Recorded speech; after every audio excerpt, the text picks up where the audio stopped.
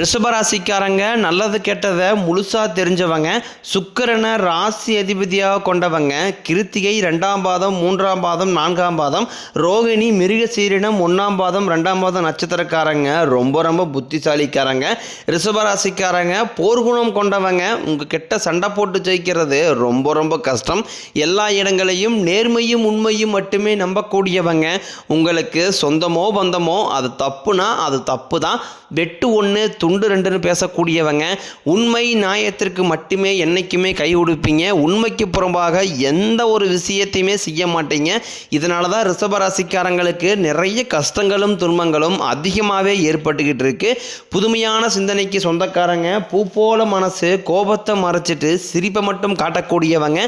எடுத்த காரியத்தை எப்படியாவது முடிச்சிடணும் அப்படிங்கிறக்காக கஷ்டப்பட்டு போராடக்கூடியவங்க. தங்களுடைய கஷ்டத்தையும் கண்ணீரையும் கடுகளவு கூட மற்றவங்களுக்கு தெரியாமல் பார்த்துக்குவாங்க. இதனால் பார்க்குறவங்க எல்லாருமே ரிஷபராசியா இவங்களுக்கு என்னப்பா சூப்பராக இருக்கிறாங்க, இவங்களுக்கு என்ன குறைச்சல் அப்படின்னு தான் நினச்சிட்டு இருக்கிறாங்க. ஆனால் சாப்பாட்டு கூட கஷ்டப்படுறது உங்களுக்கு மட்டும்தான் தெரியும்.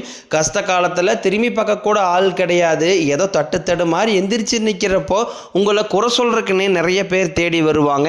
உங்கள் சொந்தக்காரங்க நண்பர்களுக்கு ஒரு தேவை இருக்குதுன்னா மட்டும்தான் உங்ககிட்ட வருவாங்க. அந்த தேவை முடிஞ்ச உடனே உங்களை தூக்கி போட்டுருவாங்க. மறுபடியும் அவங்க வந்து உங்ககிட்ட உதவின்னு கேட்பாங்க. அவங்க உங்களுக்கு முன்னாடி பண்ண துரோகத்தை எல்லாமே மறந்துட்டு மீண்டும் அவங்களுக்காக உதவி செஞ்சு ஏமாறக்கூடியவங்க தான் ரிஷபராசிக்காரங்க.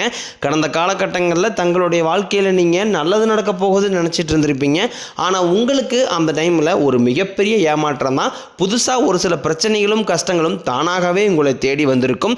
ரிஷபராசிக்காரங்க சொந்த பந்தத்தை இழந்தாங்க, சொத்துக்களை இழந்தாங்க, தங்களுக்கு நெருக்கமாக இருக்கக்கூடிய உறவுகளையுமே இழந்தாங்க. கடைசியாக நான் மட்டும்தான் எல்லாத்தையுமே இழந்துட்டு நிற்கிறதா இருக்குது, எனக்கு உயிர் வாழவே பிடிக்கலன்னு சொல்லிட்டு இருக்காங்க. இதுக்கு மேலே என்னால் வாழவே முடியலை சாமி, தயவு செஞ்சு என்னை வந்து உன் கூடையே கூட்டிக்கிட்டு போயிரு. நான் இவ்வளோ கஷ்டப்பட்டதுக்கப்புறம் எனக்கு வாழ்க்கையில் வாழணுங்கிற எண்ணம் சுத்தமாகவே போயிருச்சு.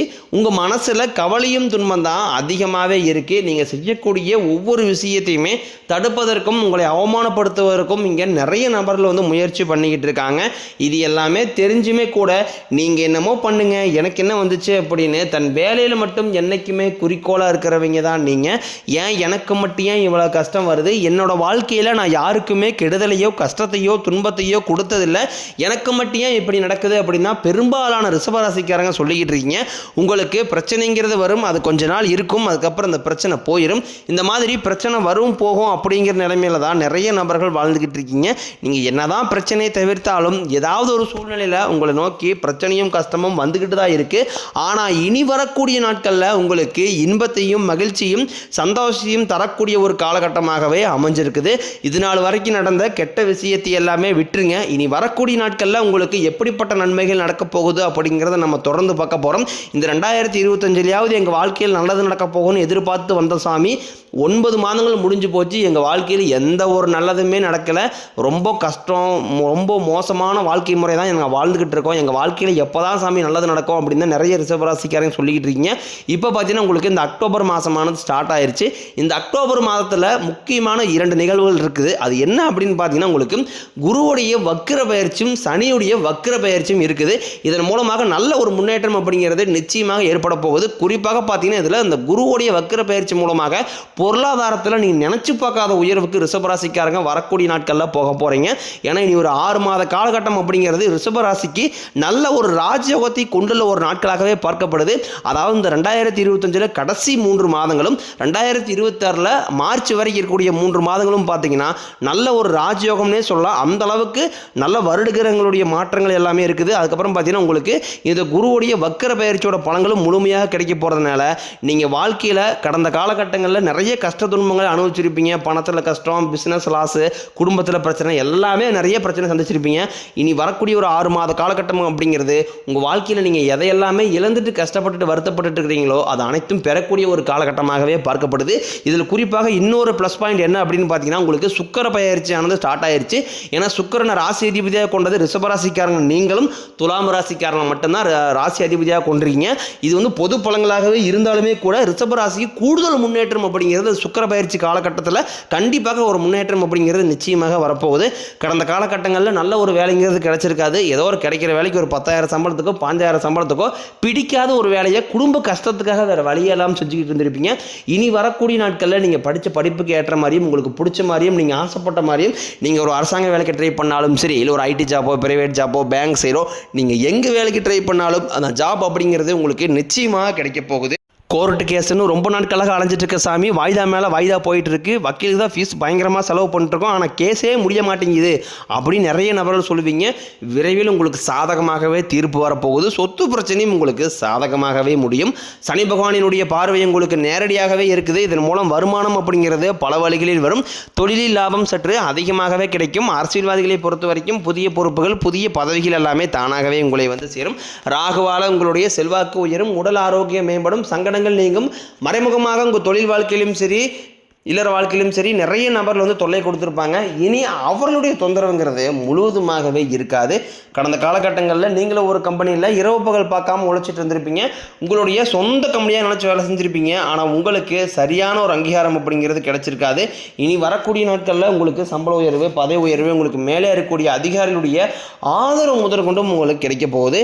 இனி உங்கள் வார்த்தைக்கு மதிப்பு மரியாதை கிடைக்கும். அந்தஸ்தில் நீங்கள் எதிர்பார்த்த உயர்வுக்கு போக போகிறீங்க.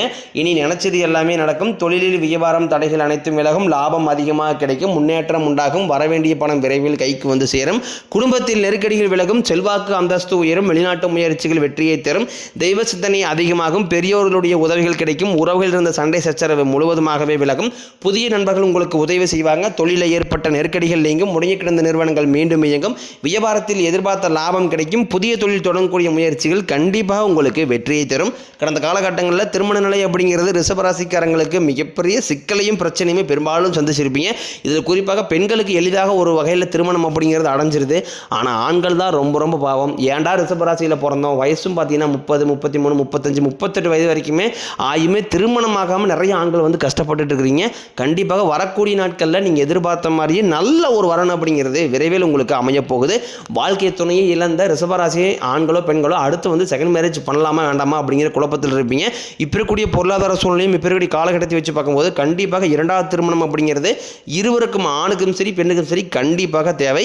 அடுத்ததாக பார்த்தீங்கன்னா குழந்தை பாக்கியத்திற்காக இயங்கிய ரிஷபராசி நேயர்கள் பார்த்தீங்கன்னா எங்களுக்கு மேரேஜ் ஆகி 3 வருஷம் ஆகுது சாமி, 5 வருஷம் ஆகுது, 8 வருஷம் ஆகுது, நாங்களும் போகாத ஹாஸ்பிட்டல் இல்லை, பார்க்காத ட்ரீட்மெண்ட் இல்லை, வாரத்தில் 3 நாள் முருகர் கோயில் போய் வழிபாடு செஞ்சு வந்துட்டு இருக்கோம், ஆனால் எங்களுக்கு குழந்தை பாக்கியமே இல்லை சாமி அப்படின்னு நிறைய நபர்கள் சொல்லுவீங்க. வரக்கூடிய ஒரு 6 மாதங்களுக்குள்ள கண்டிப்பாக உங்களுக்கு உடல் சார்ந்த பிரச்சனைகள் அனைத்தும் முழுவதுமாகவே நிவர்த்தியாகி நிச்சயம் உங்களுக்கு குழந்தை பாக்கியம் அப்படிங்கிறது விரைவில் உண்டாகும். பிரிந்திருக்கக்கூடிய கணவன் மனைவி எல்லாமே பார்த்தீங்கன்னா டைவர்ஸாக அப்ளை பண்ணிட்டு வெயிட் பண்ணிட்டு இருப்பீங்க. நீங்கள் மீண்டும் ஒரு முறை நேரில் சந்தித்து பேசக்கூடிய வாய்ப்பு கிடைக்கும் பட்சத்தில் கண்டிப்பாக அந்த டைவர்ஸுக்கு அப்ளை பண்ணியிருந்தாலும் அதை எல்லாமே கேன்சல் பண்ணிட்டு மீண்டும் இருவரும் ஒன்றாக இணைந்து வாழ்வீங்க.